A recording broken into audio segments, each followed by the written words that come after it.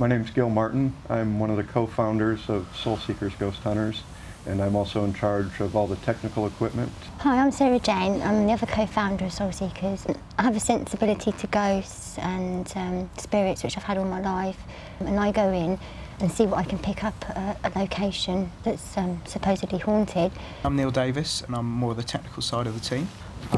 I also process photos, check the photos and see if the photos have been doctored, whether they're like a genuine photo of a ghost, and maybe come up with a rational explanation.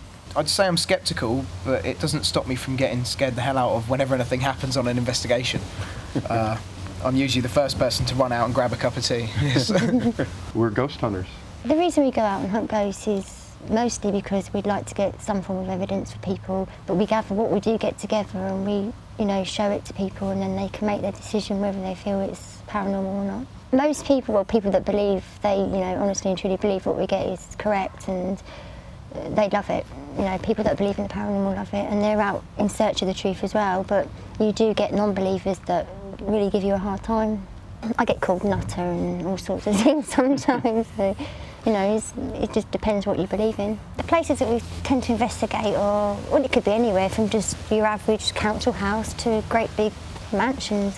Sometimes people contact us, because they're very, very scared. There's things going on in their house and they don't know what it is, and we'll go out and investigate for them. It's not just about, finding a place that's haunted, it's finding out why it's haunted. Why are they hanging around? Do they need our help? Or, is there something we can do to help them? Are they tormented, or do they not even realise they're dead? There's lots of reasons. There's some cracking places in Britain that you can invest. Yeah, absolutely. Like, say you've got tube stations that during the war that were used, and there's lots of history attached to tube stations. Obviously you get the suicides, you've got the King's Cross fire at King's Cross. Britain's rich with history. Our plans over the next few months. We've got talks on reinvestigating a place called Pevensey Courthouse. I think 11th century courthouse. It's in Pevensey in West Sussex. Yeah, West Sussex. West Sussex. We investigated there a few months ago and had outstanding results as far as evidence. Sarah had heard her name called. Yes. We caught that on camera.